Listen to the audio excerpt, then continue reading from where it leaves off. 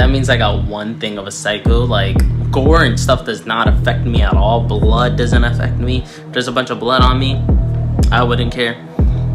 That's just me though. Gore. 9, 8, 7, 6, 5. That's right. 3, 2, 1. Something. You ever felt like you're just chilling with someone and you're probably like, this dude's a little psycho, a little psychotic. So today, I thought it'd be a wonderful idea to react to a video called 7 Signs You're Dealing with a Sociopath. I can't speak English. You stupid. You know, I don't know why I went to school. It was pointless because I still can't fucking speak English.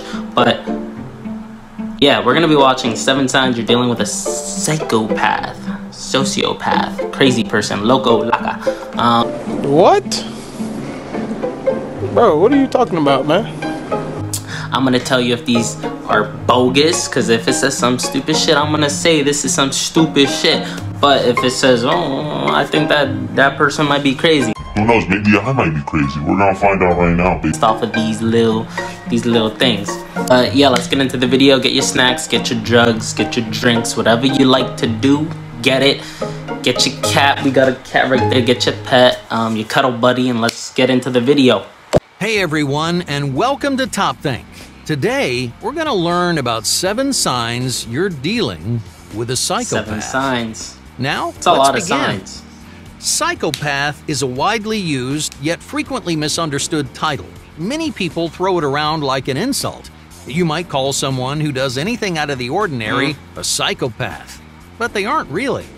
Or maybe you look toward history's most famous mass murderers. While many of these criminals were psychopaths, the real definition is a lot broader. Psychopathy can take a number of different shapes and can even disguise itself as other mental disorders. There's still quite a bit of debate in the scientific community about how exactly to define a psychopath, but psychologists have agreed upon a loose description. Psychopaths struggle to feel empathy or remorse. They often form deep emotional attachments to certain people or ideas, which leads to reckless and dangerous behavior. This unique personality disorder usually stems from a person's genes. In other words, they're born with psychopathic tendencies. From a young age, their brain just isn't wired the same way that yours is. This is where most people misunderstand this disorder. Being a psychopath doesn't make you violent or irrational. It doesn't automatically mean you're a terrible human being. There are plenty of people diagnosed with psychopathy who live normal lives. That's crazy. To think that there's people that you know right now are probably psychopaths or psychopath. Can't speak English. Yeah, you probably met psychos and didn't even realize you met psychos. It's kind of weird to think about. It's kind of scary. Maybe I'm a psycho. Maybe you're watching a psycho right now. I don't think I'm a psycho though. I'm pretty chill. All right, let's go. They have regular jobs, go to the grocery store, and play sports. Yes, they think differently, but being a psychopath doesn't make you a killer or a criminal. There are, however, risk factors that increase the likelihood of violence. The most common is related to the environment where you grow up. That's huge. Many serial killers are predisposed to psychopathy, but it was actually their childhood trauma that set them off.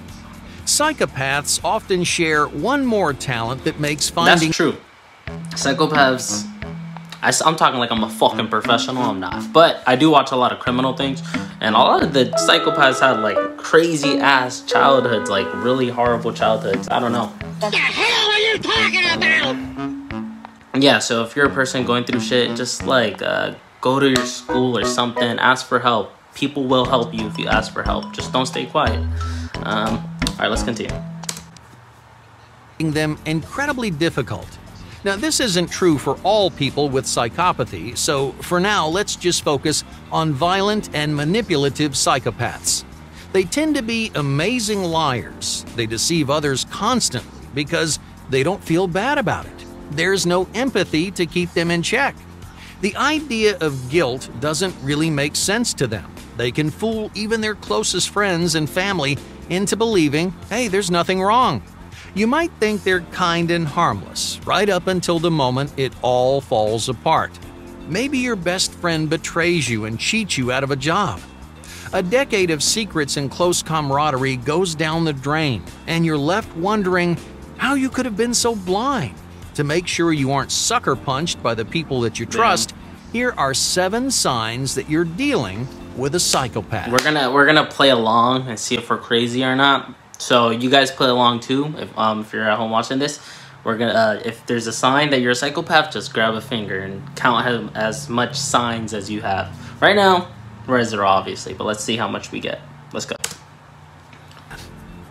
Play along. Number 1, exaggerated egotism. One of the most recognizable signs of a psychopath is their consistent egotism.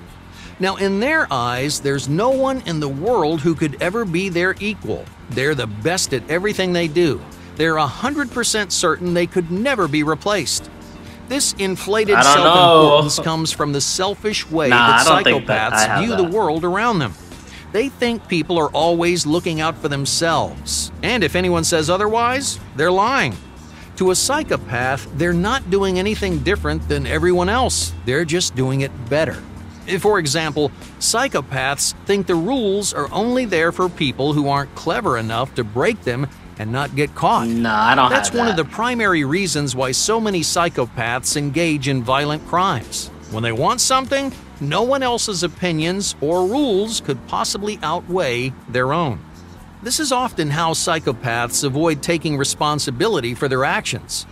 If you were supposedly asking for it, well, they don't think it's their fault. If they go behind your back, they'd blame you for trusting them. That's crazy. Egotism and a lack of responsibility is a dangerous combination, so don't let these 2 psychopathic traits go unnoticed. So far, we're at 0. Number 2, behavioral chaos. Psychopaths are rarely in control of their own behavior. They endanger themselves and the people around them by following impulse desires and instincts. If you're used to the stereotypical psychopath, this might sound a little backwards to you. The media's version is diligent and calculated. They plan out their crimes to the smallest detail, making sure that nothing ever goes wrong. Well, part of that is true. Psychopaths are exceptionally rational, but they have a hard time controlling their behavior. They're prone to fits of anger and can become suddenly violent. One little insult might shatter their ego, which sets off their explosive temper. When they're angry, psychopaths stop thinking about what they're doing and just 0 do. for 0 so far. Have you ever noticed you're extra careful around someone you know? Match me. If you have, ask yourself whether or not they're really in control of their behavior. Number 3, insincerity. Most of the things we say have meaning on multiple levels. Let's say you're leaving work and a coworker shouts, "Great job today!" On the surface, it's an encouraging comment. But how often do you take things at face value? You look for subtext. You analyze the way someone phrases their sentence or emphasizes different syllables. You pay attention to the feelings behind the words, and not just the words themselves. Most psychopaths struggle to put genuine emotion into what they say. Their sentiments are hollow and fabricated. Their emotions might seem fake because, well, they usually are. This doesn't mean psychopaths can't feel. That means psychos are putting on facades the whole time. They're just acting like they care. So, 0 for 0 so far. We're good. We're good. I mean, 0 for 3. They're definitely capable of emotion. The problem is relating those emotions to the people around them. Imagine a psychopath says something sympathetic like, "There are plenty of fish in the sea." Well, it seems like they're trying to lift your spirits, right? In reality, a psychopath would only say something like this if they have something to gain from you. They're imitating sympathy to motivate you to give them what they want. So even if their words sound the same, the emotional connection just isn't there. So where does this come from? A group of researchers found that people diagnosed with psychopathy also miss out on metaphors and abstract ideas. So if there's a deeper emotional meaning behind something, it will probably fly right over their heads. Damn. It's not because they're stupid. In fact, many psychopaths are incredibly intelligent. They simply specialize in logic and reason. They are adept at manipulating concrete ideas, but they get hazy when things dip below the surface. It turns out psychologists have actually seen this difference in action. In the 1990s, researchers measured the brain responses of two groups of people, one with psychopathy and one without. Both groups were shown a list of different kinds of words. Some were supposed to provoke an emotional response, while others were completely neutral. Sure enough, the non-psychopathic group reacted to the emotional words more than the neutral ones. That's crazy. On the other hand, the group with psychopathy showed no difference in brain activity. This study concluded that psychopaths' insincerity comes from this difference in neural responses.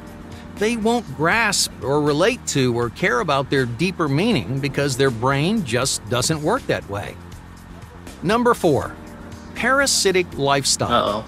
Psychopaths have no problem mooching off the people around them. Like lice or tapeworms, psychopaths often live a parasitic lifestyle. They'll latch on to you and never let go. They'll casually steal your money and use your property without feeling the slightest bit bad about it. They do this because psychopaths don't respect anyone but themselves. So thieves are psychopaths. Is that what this is telling me? Because that means there's a lot of fucking psychopaths out there. Interesting. To them, their time and energy is significantly more valuable than yours. They don't mind wasting your resources as long as it saves them some trouble. So if you're in a parasitic situation, don't expect a psychopath to leave willingly. You have to take the initiative and cut them out of your life. Otherwise, they'll bleed you dry. Number 5. Disgust Threshold. Have you ever wondered how those famous psychopaths could stomach their crimes? Most people can't even look at pictures of them. You might be repulsed by the smell of blood, or maybe you feel like throwing up when you watch someone else get hurt. That's how most people react, but psychopaths aren't like most people. On average, their threshold for disgust is significantly higher. In other words, gruesome images and foul... Okay, that means I got one thing of a psycho. Like, gore and stuff does not affect me at all. Blood doesn't affect me. If there's a bunch of blood on me, I wouldn't care. That's just me, though. Gore doesn't affect me. But I have an explanation. That's just because my mother, thank you, Ma, for this. She would like watch scary movies with me all the time as a child. So I would watch horror movies every fucking day, and I'm not even kidding. Like every day we would watch a different scary fucking movie, and I think that's the reason why I don't care for blood and all that shit. But it's just one. I'm not psycho. Hopefully, let's continue. Smells, well, they don't really freak them out. Something horrifying or heartbreaking for you might not affect a psychopath at all. Psychologists attribute this tolerance to their lack of emotional investment in others. So if someone genuinely doesn't care what happens to other people, they may not be as sensitive to the sights and sounds of suffering. Number 6. Facial attention. If you think someone has psychopathic tendencies, pay attention to the way they look at you. Say you're tearing up about something terrible they said. As you tell them how you're feeling, watch their eyes. Are they looking right back into yours, or are they more interested in staring at your mouth? Oh, what the fuck? A study from 2015 found that psychopaths focus on different areas of emotional faces. When someone is being vulnerable, most people automatically make eye contact. But someone with psychopathy would spend more time looking at their mouth. Why? Well, because your mouth gives as much or more information but lacks the same personal intimacy. That's crazy. Psychopaths will subtly disconnect. Bro, someone looking at my mouth while I'm talking to them, bro. As soon as I see them looking at my mouth, I'm zipping out of that conversation, bro. I'm not playing that. I don't hit them with a 1, 2, 3. Like, nah, I don't play that. That's crazy, bro. I'm gonna think they're trying to kill me now. Next person looking at my other thing than my eyes. Look at my eyes. Someone look at my mouth. Look at my eyes when I'm talking to you. I don't play that. All right, let's continue. By recognizing your expressions without the emotional bond of actual eye contact. Number 7. Missing distress. Further research into facial attention revealed another interesting weakness about most psychopaths. They're decent at detecting everything from happiness to anger, but there's one emotion that psychopaths rarely notice: distress. According to a 2018 study, psychopaths can't tell when someone is really upset or just faking it. They're significantly less likely to notice if someone is experiencing emotional distress rather than physical. Since they can't process distressed expressions, psychopaths rarely do anything to help. But even if they could tell the difference, researchers came up with another explanation. The same study showed that psychopaths don't really care if someone is actually distressed. That's crazy. In most cases, the psychopath wouldn't help them either way. So if someone you know ignores you whenever you're upset, either they can't tell or they just don't care. Hey, thank you for watching Top Think. That's crazy. So if I'm distressed and someone's not giving two fucks, I'm gonna assume they're psycho, or they just don't fuck with me like that. That's crazy. That was a good video. Comment how much signs you got, if you're psycho or not. Just let me know in the comments. I promise I won't judge you. I'm not gonna judge you. I got 1 out of the 7, so 1 out of the 7 psycho. I don't know like what percentage that is, but I'm not psycho, clearly. We passed the test. I mean, it's not like you want to pass. If you're psycho, you're psycho. But that is all for today, guys. I think that's 3 videos in a row. We're on the ball. We keep posting. We're killing it right now, and I'm gonna keep posting like I said I will. If you guys enjoyed this video, make sure to like, subscribe, comment, hit the bell. If you hit the bell, you're gonna get notified when I post, because I really don't have a schedule, but I'm doing daily right now because I'm on the ball. Yeah, make sure to go to follow my Twitter and all that stuff, because I'm gonna be tweeting more. My tweets are gonna let you guys know when I post too. So plus I'm gonna post random shit, the memes and all that stuff, anime shit, whatever I like. So go follow my Twitter. That should be on my YouTube page. Just scroll to About Me. Yeah, peace.